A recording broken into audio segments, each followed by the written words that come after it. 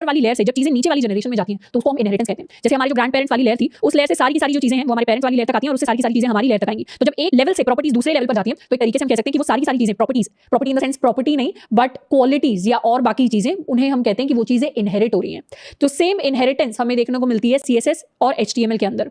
अब क्योंकि हमने पहले ही बात कर लिया है कि जैसे लाइफ के अंदर पहले ग्रैंड पेरेंट्स वाली लेयर होती है, फिर पेरेंट्स वाली लेयर होती है, फिर हमारे वाली लेयर होती है, तो वैसे ही HTML के अंदर भी हमारे पास लेयर्स होती हैं एलिमेंट्स की।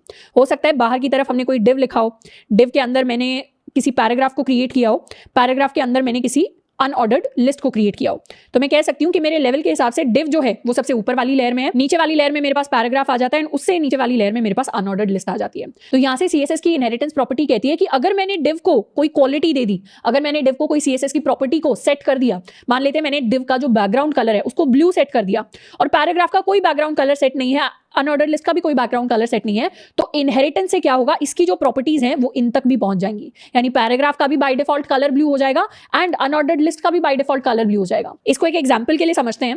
मैंने क्या किया है, ऑलरेडी एक index.html नाम की मैंने एक फाइल बनाई हुई है एंड उसके साथ मैंने अटैच कर दिया एक style.css जो भी खाली है। तो index.html से कुछ इस तरीके का कंटेंट स्क्रीन पर मुझे दिखाई देता है, बट अभी के लिए इस कंटेंट को इग्नोर करके मैं अपने वाला एग्जांपल लेती हूँ। यानी मैंने क्या किया, एक डिव बनाया, डिव के अंदर मैंने एक पैराग्राफ बनाया, पैराग्राफ के अंदर मैं क्या कर रही हूँ, पैराग्राफ के अंदर मैंने एक अनऑर्डर्ड लिस्ट को क्रिएट किया है।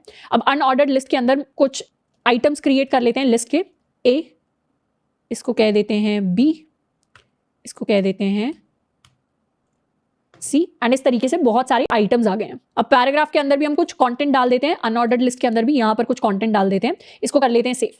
अब ऊपर वाला जो पार्ट है इसको एक पल के लिए मैं अभी करने वाली हूँ कमेंट आउट, एंड अभी के लिए मेरा जो डॉक्यूमेंट है वो सिर्फ कुछ ऐसा दिखाई देता है। यानी यहाँ पर ये मेरे पैराग्राफ का पार्ट है जो डिव के अंदर है, ये मेरी अनऑर्डर्ड लिस्ट है एंड ये मेरे लिस्ट के आइटम्स हैं।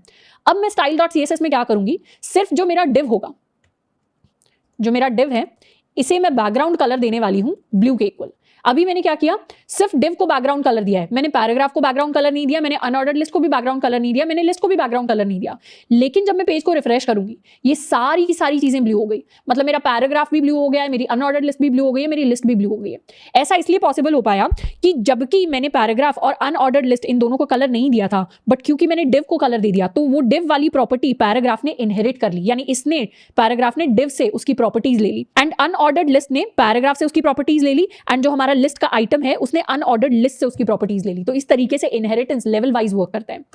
अगर यहीं पर मैंने पैराग्राफ को इसका अपना कलर दे दिया होता, मतलब मैंने पैराग्राफ को कोई कलर दिया होता, बैकग्राउंड कलर मान लेते हैं येलो दिया होता, और अब अगर मैं रिफ्रेश करूं तो पैराग्राफ का तो कलर येलो ही रहा, लेकिन बाकी चिल्ड्रन यानी नीचे वाले लेवल पर डिव के अंदर जो जो चीजें हैं, डिव के अंदर अभी क्या है, डिव के अंदर पैराग्राफ है, उसके अलावा अनऑर्डर्ड लिस्ट है एंड लिस्ट है। तो पैराग्राफ वाले जो आइटम है इनको तो मैंने कलर येलो दे दिया, पर बाकी आइटम्स जिनको अभी कलर नहीं दिया गया वो क्या करेंगे, अपनी ऊपर वाली लेवल या ऊपर वाली जनरेशन से कलर लेने की कोशिश करेंगे। तो इन्हें इमीडिएटली कौन मिलता है, जिसको कलर मिला हुआ है, इन्हें इमीडिएटली डिव मिलता है जिसके पास कलर असाइंड है, तो ये उससे अपना कलर इनहेरिट करेंगे। तो ये प्रॉपर्टी होती है इनहेरिटेंस की CSS के अंदर। इस प्रॉपर्टी को क्या करेंगे, अब हम डिफरेंट एग्जाम्पल्स पर एक बार ट्राई करके देखने वाले हैं। तो अपना जो पार्ट हमने कॉमेंट आउट किया था इसको हटा देते हैं, इसको करते हैं सेव, इन चीजों को हटा देते हैं, इसको कर लेते हैं सेव एंड दोबारा से रिफ्रेश। तो ये मैंने एक वेब पेज बनाया है जिसमें ऊपर की तरफ एक मेन हेडिंग है, यहाँ पर थोड़ी सी सब हेडिंग्स दी हुई हैं, यहाँ पर मेरे पास इनपुट बॉक्सेस हैं, ये पासवर्ड के लिए बॉक्स है एंड ये मैंने छोटा सा टेक्स्ट लिखा हुआ है in the form of a paragraph. अब मैंने दो डिव्स बनाए हुए हैं, एक डिव के अंदर मेरी फर्स्ट हेडिंग है, एक डिव के अंदर मेरी सेकंड हेडिंग है। यानी ये मेरा पहला डिव है, ये मेरा दूसरा डिव है। तो मैं क्या करने वाली हूँ, डिव के लिए मैं कोई बैकग्राउंड कलर सेट करूंगी। लेट्स सपोज मैंने बैकग्राउंड कलर सेट किया टू येलो, इसको कर लेते सेव एंड रिफ्रेश। तो ये मेरा एक डिव हो गया जिसके पूरे के पूरे सारे के सारे एलिमेंट्स का बैकग्राउंड कलर येलो हो गया, इसके भी सारे के सारे एलिमेंट्स का बैकग्राउंड कलर येलो हो गया। इनका बैकग्राउंड कलर येलो इसलिए हुआ क्योंकि इन्होंने डिव की जो प्रॉपर्टी है उसको इनहेरिट कर लिया। यहीं पर अब अगर मैं इस फर्स्ट डिव की बात करूं तो इस फर्स्ट डिव के अंदर अब अगर मैं फॉर्म को कलर दे दूं, यानी इतने पार्ट को अगर कलर दे दूं, तो इसको कलर देते हैं फॉर्म को। लेट्स सपोज मैंने बैकग्राउंड कलर दिया है रेड के इक्वल, इसको करते हैं रिफ्रेश। तो इतना पार्ट जो फॉर्म के अंदर वाला पार्ट था, इस पार्ट में बैकग्राउंड कलर अब चला गया है रेड के इक्वल। तो ये वाले जो एलिमेंट्स थे जो मेरे फॉर्म के अंदर आ रहे थे, ये एलिमेंट्स कौन कौन से हैं, ये एलिमेंट्स हैं मेरे इनपुट्स के लिए लेबल्स हैं। तो इन वाले एलिमेंट्स के लिए जो बैकग्राउंड कलर सेट हुआ है वो सेट हो गया है रेड के इक्वल। अब ऐसा क्यों हुआ, ऐसा इसलिए हुआ क्योंकि अगर मैं हायरार्की बनाऊं तो डिव के अंदर फॉर्म आता है और फॉर्म के अंदर लेबल आता है। अब लेबल सबसे पहले चेक करेगा कि क्या फॉर्म के पास बैकग्राउंड कलर सेट हो रखा है। फॉर्म के पास बैकग्राउंड कलर रेड सेट है तो लेबल भी क्या करेगा, अपना बैकग्राउंड कलर भी रेड सेट कर लेगा। लेकिन अगर फॉर्म के पास बैकग्राउंड कलर रेड सेट नहीं था, यानी ये वाली वैल्यू जब सेट नहीं थी तो उस केस में क्या करता, लेबल चेक करता कि फॉर्म के पेरेंट यानी div के पास क्या बैकग्राउंड कलर सेट था, बैकग्राउंड कलर div के पास सेट था and that colour was yellow. तो उस केस में सारी की सारी चीजों ने अपना जो बैकग्राउंड कलर था उसको येलो सेट किया था। अब एक और चीज हम इस डॉक्यूमेंट में नोटिस करेंगे कि सारी की सारी चीजों के बैकग्राउंड कलर येलो सेट हो गए, बट ये जो इनपुट बॉक्सेस हैं इनके कलर सेट नहीं हुए। Input boxes by default properties को इनहेरिट नहीं करते, यानी लेबल प्रॉपर्टी को इनहेरिट कर लेगा, बाकी चीजें भी प्रॉपर्टी को इनहेरिट कर लेंगी, पर ये जो इनपुट बॉक्सेस है या फिर ये जो बटन है ये बाय डिफॉल्ट किसी प्रॉपर्टी को पेरेंट से इनहेरिट नहीं करेंगे।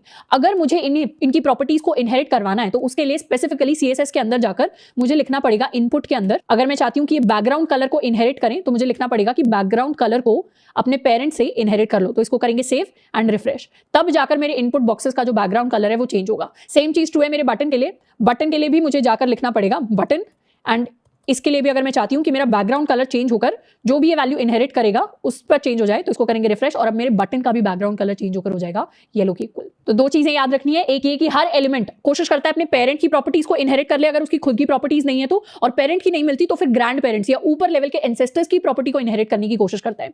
दूसरा ये कि सारे के सारे एलिमेंट्स ऐसा नहीं कर पाते, बटन्स एंड इनपुट उन एलिमेंट्स के टाइप्स हैं जो प्रॉपर्टीज इनहेरिट नहीं कर पाते, तो उनके केस में प्रॉपर्टी इनहेरिट कराने के लिए हमें CSS में उनको सिलेक्ट करके लिखना पड़ता है प्रॉपर्टी का नाम, एंड उसमें वैल्यू में हमें देना होता है इनहेरिट। अब इसके अलावा एक और स्पेशल चीज है जो हम सीखने वाले हैं, वो है कि हम इंस्पेक्ट को और ज्यादा कैसे यूज कर सकते हैं CSS को मैनिपुलेट करने के लिए या उसको सीखने के लिए। अब जैसे ही मैं अपने पेज के ऊपर किसी भी एलिमेंट को सेलेक्ट करती हूं, जैसे मान लेते हैं मैंने हेडिंग को सिलेक्ट किया तो अपने इंस्पेक्ट के कंसोल में मुझे इसकी सारी डिटेल्स दिखाई देने लगती हैं। स्पेसिफिकली हम बात करेंगे स्टाइल्स की। जब मैं स्टाइल्स पर चले जाती हूं तो यहां पर मुझे एलिमेंट का पूरा स्टाइल दिखने लगता है। इनफैक्ट ये जो H2 हेडिंग है इसका स्टाइल मैं चेंज भी कर सकती हूँ। यहाँ एलिमेंट डॉट स्टाइल में जाऊंगी और यहाँ अगर मैं कलर को चेंज करना चाहूँ तो मैं इस कलर को चेंज करके रेड भी बना सकती हूँ। तो मेरी हेडिंग का क्या हुआ, कलर चेंज होकर रेड हो गया। मैं चाहूँ तो इसका बैकग्राउंड कलर भी चेंज कर सकती हूँ। ये बैकग्राउंड कलर मैंने सेलेक्ट किया एंड इसमें मैं सेलेक्ट करने वाली हूँ ब्लैक, तो मेरा बैकग्राउंड कलर ब्लैक हो गया एंड फॉरग्राउंड कलर यानी टेक्स्ट का कलर हो गया है रेड के इक्वल। तो इस तरीके से कई सारी ऐसी प्रॉपर्टीज हैं जिसको हम इंस्पेक्ट में ही जाकर मैनिपुलेट कर लेते हैं। इसी सेम तरीके से मैं किसी और एलिमेंट के लिए, लेट्स सपोज इस पैराग्राफ के लिए अगर इसकी प्रॉपर्टीज को सेट करना चाहूँ तो एलिमेंट स्टाइल में जाकर मैं इसके बैकग्राउंड कलर को यहां से चेंज करके कर सकती हूँ टू एक्वा, तो इसका बैकग्राउंड कलर चेंज हो गया। इसी तरीके से अगर मुझे इसका फॉन्ट चेंज करना है तो फॉन्ट फैमिली की बात करते हैं, कई सारे ऑप्शंस मुझे मिल जाएंगे।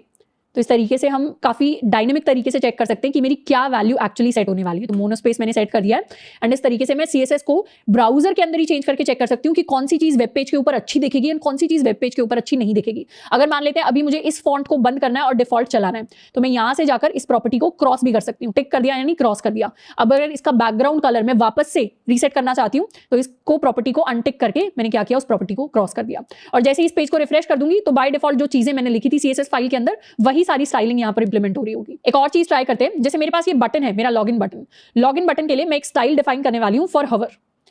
जैसे ही जो मेरा बटन है इस पर हवर किया जाए तो वैसे ही मैं चाहती हूं कि इसका बैकग्राउंड कलर चेंज हो जाएगा टू रेड। ये मैंने इसके लिए प्रॉपर्टी सेट की है, इसको मैंने रिफ्रेश कर दिया, हवर कर रहे हैं तो बैकग्राउंड कलर रेड पर सेट हो गया। अब जैसे ही मैं इस एलिमेंट को सिलेक्ट करूंगी, मान लेते हैं मैंने इस एलिमेंट को सिलेक्ट कर लिया, अब स्टाइल्स के अंदर जाकर जब मैं इस HOV पर क्लिक करूंगी तो मुझे बहुत सारी एलिमेंट स्टेट्स दिखेंगी। बेसिकली सूडो क्लास का काम होता है किसी स्टेट को सिलेक्ट करना, और अब मैं चाहती हूं कि मैं हवर स्टेट में चेक करूं कि बटन के साथ क्या होगा। तो हवर स्टेट में इसने मुझे दिखा दिया कि मेरे बटन का जो बैकग्राउंड कलर है वो रेड में चेंज हो जाएगा, और यहाँ विजुअली भी दिख रहा है कि हवर स्टेट के अंदर बटन का बैकग्राउंड कलर रेड हो जाएगा। बट हवर स्टेट नहीं है तो बटन का बैकग्राउंड कलर येलो रहेगा, और अगर स्टेट है तो दोबारा से रेड में चेंज हो जाएगा। अब मैं चाहती हूँ हवर स्टेट में बैकग्राउंड कलर रेड में चेंज ना हो, तो इस चीज को मैं यहीं पर टेस्ट कर सकती हूँ कि चेंज नहीं हुआ तो क्या रहेगा, चेंज नहीं हुआ तो येलो रहेगा। तो इस तरीके से बहुत सारी CSS की चीजें हैं जो हम ब्राउजर के अंदर ही मैनिपुलेट कर सकते हैं, और हमें ये आना चाहिए। हमने क्या क्या सीखा, इस एरो पर क्लिक कर मैं किसी भी एलिमेंट को सिलेक्ट कर सकती हूँ, ये हमें ऑलरेडी आता है, बट उस एलिमेंट की हम स्टाइलिंग भी चेक कर सकते हैं, उस स्टाइलिंग को मैनिपुलेट भी कर सकते हैं, उसमें चीजें ऐड भी कर सकते हैं, उसमें चीजें डिलीट भी कर सकते हैं, मतलब अनटिक कर सकते हैं, टिक एंड अनटिक कर सकते हैं, स्टेट भी चेक कर सकते हैं। तो कई सारी ऐसी CSS है जो सिर्फ हम ब्राउजर पे टेस्ट करके चेक कर सकते हैं कि कौन सी चीज अच्छी लगेगी, कौन सी चीज अच्छी नहीं लगेगी। अच्छा, इसके अलावा एक और खास चीज है जिसका आपको शायद दिमाग में आया होगा कि जब भी हम वेबसाइट्स को, वेब पेजेस को यहाँ पर डिजाइन कर रहे हैं तो बहुत सारे अजीब से कलर हमें दिखाई देते हैं। मतलब हो सकता है कि आप उतने अच्छे आर्टिस्ट नहीं हो, डेफिनेटली मैं तो उतनी अच्छी आर्टिस्ट नहीं हूँ, विजुअली चीजें मुझे अच्छे से डिजाइन करना नहीं आता। तो ऐसे केसेस में अगर हम अपना प्रोजेक्ट डिजाइन कर रहे हैं या अपनी वेबसाइट डिजाइन कर रहे हैं तो हम कैसे पता करें कि कौन से कलर्स एक वेबसाइट के ऊपर सुंदर लगेंगे, कौन से 4-5 कलर्स का कॉम्बिनेशन एक वेबसाइट के ऊपर अच्छा लगेगा। तो उस केस में बहुत सारे ऑनलाइन कलर पैलेट्स होते हैं। तो अगर मैं सर्च करूं तो बहुत सारे कलर पैलेट्स मुझे मिल जाएंगे। कलर पैलेट्स के लिए काफी अवेलेबल ऑप्शंस होते हैं। एक कूलर्स एक अच्छी वेबसाइट है जिस पर जाकर आप एक्सप्लोर कर सकते हैं। आपको कैनवा पर भी काफी सारे कलर पैलेट्स मिल जाएंगे एंड माई कलर स्पेस में भी मिल जाएंगे। तो कलर पैलेट से मुझे पता चल जाता है कि कौन से कलर्स का कॉम्बिनेशन देख के मुझे अच्छा लगने वाला है। जैसे यहाँ पर मैं कलर्स को जनरेट कर रही हूँ, ये coolers.co नाम से वेबसाइट है। तो यहाँ पर ये 5 कलर्स इसने जनरेट किए हैं। इन कलर्स के आपको हेक्स कोड भी मिल जाएंगे। तो इसने बोला है कि ये 5 जो कलर्स का कॉम्बिनेशन है ये आपकी वेबसाइट पर अच्छा लग सकता है। सेम चीज हम कैनवा पर जाकर कर सकते हैं। This is canva.com। इसमें ये जैसे ये कलर पैलेट्स का आपको सेट मिल गया या ये कलर पैलेट्स का सेट मिल गया कि ये 4 कलर्स एक वेबसाइट के ऊपर देखने में अच्छे लगेंगे। एक कलर आप मेन हेडिंग्स के लिए रख सकते हैं, एक कलर आप कंटेंट के लिए रख सकते हैं, एक कलर आप बटन्स के लिए रख सकते हैं। सेम चीज आपको कलर स्पेस में मिल जाएगी कि मान लेते हैं मुझे किसी स्टार्टिंग कलर से स्टार्ट करना है, FFA 511 मान लेते हैं मुझे इसको जनरेट करना है कि येलो कलर से कौन से कलर पैलेट मैच करेंगे। तो इसने मैचिंग एक जेनेरिक ग्रेडियंट मुझे दे दिया है कि ये 6 कलर्स का जो कॉम्बिनेशन है ये अच्छा लगेगा किसी भी वेबसाइट के ऊपर। तो हमेशा CSS के अंदर जो कलर्स होते हैं या फिर किसी वेबसाइट प्रोजेक्ट को आप डिजाइन कर रहे हैं उसके अंदर क्या कलर्स डालने हैं ये हमें खुद से इमेजिन करने की जरूरत नहीं है, और ना ही रेड ग्रीन ब्लू जो बेसिक कलर्स के साथ हम CSS सीख रहे हैं वो यूज करने होते हैं।